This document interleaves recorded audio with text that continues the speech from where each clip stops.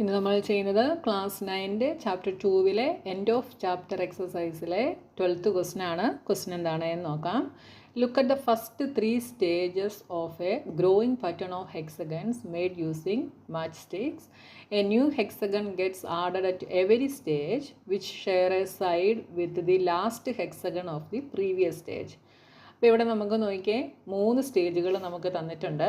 First സ്റ്റേജിൽ നമുക്ക് 1 hexagon ആണ് തന്നിട്ടുള്ളത്. സെക്കൻഡ് സ്റ്റേജിൽ 2 ഹെക്സഗൺ, തേർഡ് സ്റ്റേജിൽ 3 ഹെക്സഗൺ. അപ്പോൾ ഒരു ഹെക്സഗണിന് എത്ര സൈഡാണ്? 6 സൈഡ്സ് ആണുള്ളത്. അപ്പോൾ സെക്കൻഡ് സ്റ്റേജിൽ വരുമ്പോൾ പ്രീവിയസ് സ്റ്റേജിൻ്റെ ഒരു സൈഡ് ഷെയർ ചെയ്തിട്ടാണ് അടുത്ത ഹെക്സഗൺ വന്നിട്ടുള്ളത്. അപ്പോൾ ഒരു സൈഡ് ഷെയർ ചെയ്യുമ്പോൾ ഒരു ഹെക്സഗണും കൂടെ വരുമ്പോൾ പിന്നെ എത്ര സൈഡ്സ് മതി? 1 2 3 4 5 അല്ലേ? 5 സൈഡ്സും കൂടെ മതി. അതായത് 5 മാച്ച് സ്റ്റിക്കും കൂടെ യൂസ് ചെയ്താൽ മതി. ഫസ്റ്റ് സ്റ്റേജിൽ 6 മാച്ച് സ്റ്റിക്കാണ് യൂസ് ചെയ്തത്. അങ്ങനെയാണെങ്കിൽ സെക്കൻഡ് സ്റ്റേജിൽ ഈ 6ൻ്റെ കൂടെ 5ഉം കൂടെ ആഡ് ചെയ്താൽ മതിയാകും. ഓക്കെ, അപ്പോൾ ഇവിടെ നമുക്ക് 2 എണ്ണത്തിന് മൊത്തം 11 മാച്ച് സ്റ്റിക്സ് ആണ് യൂസ് ചെയ്തത്. അപ്പോൾ അടുത്തതിൽ വരുമ്പോഴോ ഇതിൻ്റെ കൂടെ വീണ്ടും ഒരു 5ഉം കൂടെ യൂസ് ചെയ്ത് കഴിഞ്ഞാൽ കിട്ടും. That is 16. ഇനി എന്താ നമ്മളോട് പറഞ്ഞിട്ടുള്ളത്? Draw the next 2 stages of the pattern. How many match stick will be required at these stages. ഇനി അടുത്ത 2 സ്റ്റേജുകളും കൂടെ നമ്മളോട് ഡ്രോ ചെയ്യാനായിട്ട് പറഞ്ഞിട്ടുണ്ട്.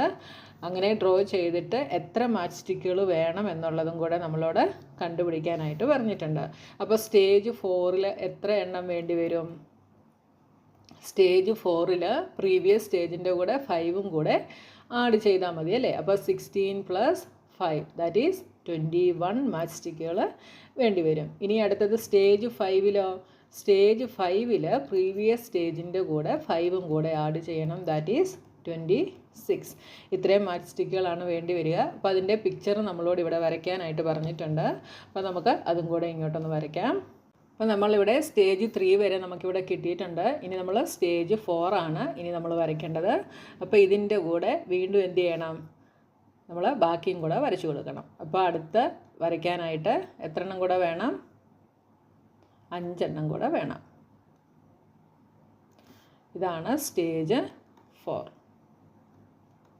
അപ്പോൾ സ്റ്റേജ് 4 നമുക്ക് കിട്ടി. ഇനി അടുത്തത് സ്റ്റേജ് 5 നമുക്ക് വരയ്ക്കണം. ഇത് സ്റ്റേജ് 4. സ്റ്റേജ് 4ൻ്റെ കൂടെ അടുത്തത് കിട്ടാൻ വേണ്ടി നമ്മൾ ഒന്നും കൂടെ വരയ്ക്കണം. 5 മാച്ച് സ്റ്റിക്കുകളും കൂടെ നമ്മൾ ആഡ് ചെയ്യുന്നു.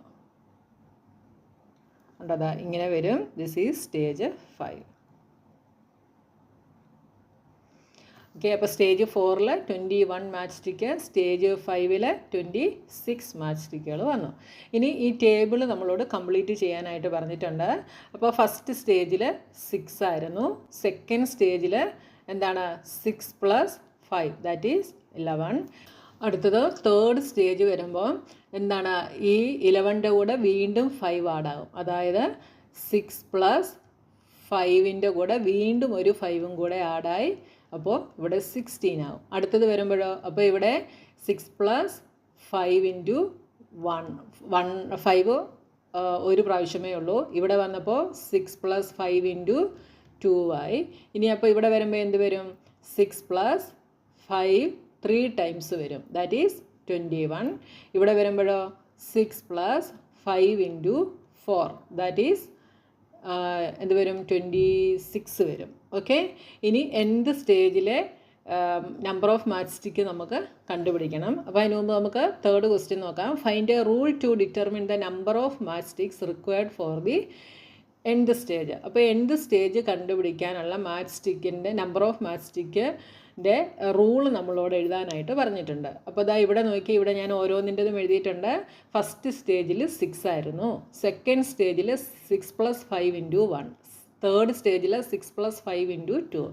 ഫോർത്ത് സ്റ്റേജിൽ 6 + 5 × 3. അപ്പോൾ ഇവിടെ വേരി ചെയ്യുന്നത് എന്താണ്? 5 എത്ര ടൈംസ് ഉണ്ട് എന്നുള്ളതാണ് ഇവിടെ വേരി ചെയ്യുന്നത്. അപ്പോൾ ഇതിനെ നമുക്ക് എങ്ങനെ എഴുതാം? 6 + 5 × ഇവിടെ സ്റ്റേജിനെയാണ് നമുക്ക് n എന്നെടുക്കാൻ പറ്റുന്നത്. ഇവിടെ സ്റ്റേജസ് ആണ് n എന്ന് നമുക്ക് തന്നിട്ടുള്ളത്. ആ സ്റ്റേജസ് ആണ് വേരി ചെയ്ത് നമുക്ക് പോകുന്നത് അല്ലേ? അപ്പോൾ നമുക്ക് എന്തെഴുതാം? 5 × ഇവിടെ നോക്കിയേ, ഇവിടെ നമുക്ക് സെക്കൻഡ് സ്റ്റേജ് വന്നപ്പോഴാണ് 5 × 1. തേർഡ് സ്റ്റേജ് വന്നപ്പോൾ എന്താ വന്നത് 5 × 2. അപ്പോൾ ആ 2 എന്ന് പറയുന്നത് ഈ സ്റ്റേജിൽ നിന്ന് 1 സബ്ട്രാക്റ്റ് ആകുന്നതാണ് അല്ലേ. അപ്പോൾ നമുക്ക് എന്തെഴുതാം, ഇവിടെ വന്നപ്പോൾ 4ൽ നിന്ന് 1 സബ്ട്രാക്റ്റ് ആകുന്നതാണ് നമുക്ക് 3 ആയിട്ട് കിട്ടിയിട്ടുള്ളത്.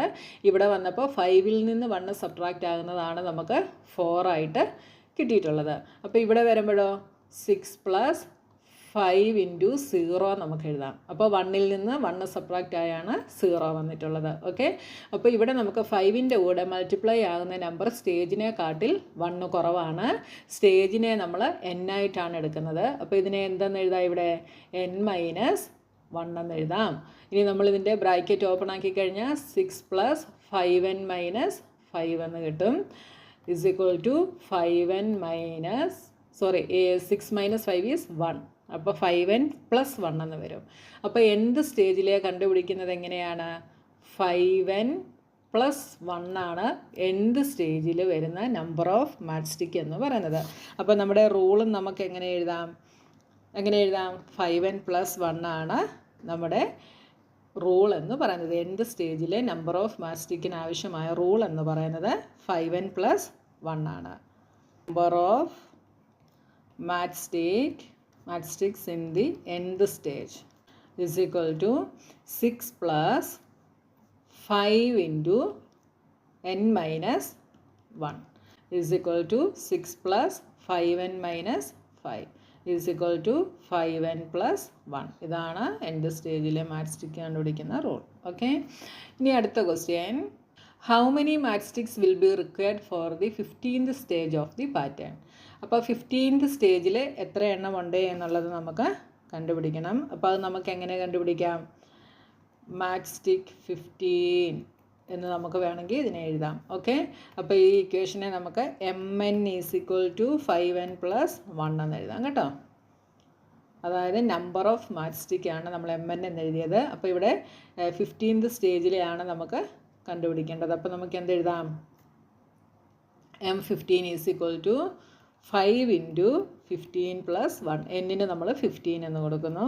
That is 75 + 1 = 76. Therefore 76 matchstick will be required for the 15th stage. Can 200 matchstick form a stage in this pattern? അപ്പോൾ 200 മാച്ച് സ്റ്റിക്കുകൾ കൊണ്ട് ഈ ഒരു പാറ്റേണിൻ്റെ സ്റ്റേജ് നമുക്ക് ഫോം ചെയ്യാനായിട്ട് പറ്റുമോ എന്നുള്ളത് നമ്മൾ ഫൈൻഡ് ഔട്ട് ചെയ്യണം. അപ്പോൾ ഇവിടെ നമുക്ക് നമ്പർ ഓഫ് മാച്ച് സ്റ്റിക്ക് എന്തായിട്ട് തന്നിട്ടുണ്ട്, 200 ആയിട്ട് നമുക്ക് ഓൾറെഡി തന്നിട്ടുണ്ട്. നമ്മൾ എന്ത് കണ്ടുപിടിക്കണം, n കണ്ടുപിടിക്കണം, നമ്പർ ഓഫ് സ്റ്റേജസ് കണ്ടുപിടിക്കണം. അപ്പോൾ നമ്പർ ഓഫ് സ്റ്റേജ് കണ്ടുപിടിക്കുമ്പോൾ ഒരു പോസിറ്റീവ് ഇൻറ്റിജർ ആണ് നമുക്ക് കിട്ടുന്നതെങ്കിൽ നമുക്ക് എന്തു പറയാം, നമുക്ക് ഈ 200 മാച്ച് സ്റ്റിക്കുകൾ കൊണ്ടൊരു പാറ്റേൺ ഫോം ചെയ്യാൻ പറ്റുമെന്ന് നമുക്ക് പറയാം. നമ്മളെപ്പോഴും നമ്പേഴ്സ് എടുക്കുന്നത് 1 2 3 4 5 6 അങ്ങനെയാണല്ലേ. ഡെസിമൽ നമ്പേഴ്സ് എടുക്കില്ല, ഫ്രാക്ഷൻസ് എടുക്കില്ല, നെഗറ്റീവ് നമ്പേഴ്സ് ഒന്നും യൂസ് ചെയ്തിട്ട് നമ്മൾ ഇത്ര ഹെക്സഗൺ ഉണ്ട് എന്ന് നമ്മൾ പറയില്ല അല്ലേ. അപ്പോൾ നമുക്കിത് ചെയ്ത് നോക്കുമ്പോൾ n എന്തായിട്ട് കിട്ടണം, ഒരു പോസിറ്റീവ് ഇൻറ്റിജർ ആയിട്ട് നമുക്ക് കിട്ടണം. അപ്പോൾ നമുക്കൊന്ന് ചെയ്ത് നോക്കാം. അപ്പോൾ നമ്മുടെ ഇക്വേഷൻ എന്തായിരുന്നു, mn = 5n + 1 ആയിരുന്നു. ഇവിടെ നമുക്ക് നമ്പർ ഓഫ് മാച്ച് സ്റ്റിക്ക് 200 എന്ന് തന്നിട്ടുണ്ട്. That is mn is 200 = 5n + 1. ഇനി 1നെ നമ്മൾ ഇങ്ങോട്ട് ട്രാൻസ്പോസ് ചെയ്യുന്നു. അപ്പോൾ 5n = 199. n = 199/5. 199/5 ചെയ്താൽ ഇത് കാണുമ്പോൾ തന്നെ നമുക്കറിയാം, വൺസിൻ്റെ പ്ലേസിൽ 5 കൊണ്ട് ഡിവൈഡ് ചെയ്യണമെങ്കിൽ വൺസിൻ്റെ പ്ലേസിൽ 5ഓ 0ഓ വരണം. ഇവിടെ 5ഓ 0ഓ അല്ല വന്നിട്ടുള്ളത്. അപ്പോൾ 5 3s are 15, 49, 9 × 5 45, 4.08 39.8 എന്നാണ് നമുക്ക് ആൻസർ കിട്ടിയത്. അപ്പം ഇവിടെ n എന്തല്ല, n ഒരു ഹോൾ നമ്പർ അല്ല. 200 mastic cannot form any stage in this pattern. Okay, hole number ആണെങ്കിൽ മാത്രമേ നമുക്ക് എന്ത് ചെയ്യാൻ പറ്റൂ, പാറ്റേൺ ഫോം ചെയ്യാനായിട്ട് പറ്റത്തുള്ളൂ. അപ്പോൾ since n is not a whole number, 200 matchstick cannot form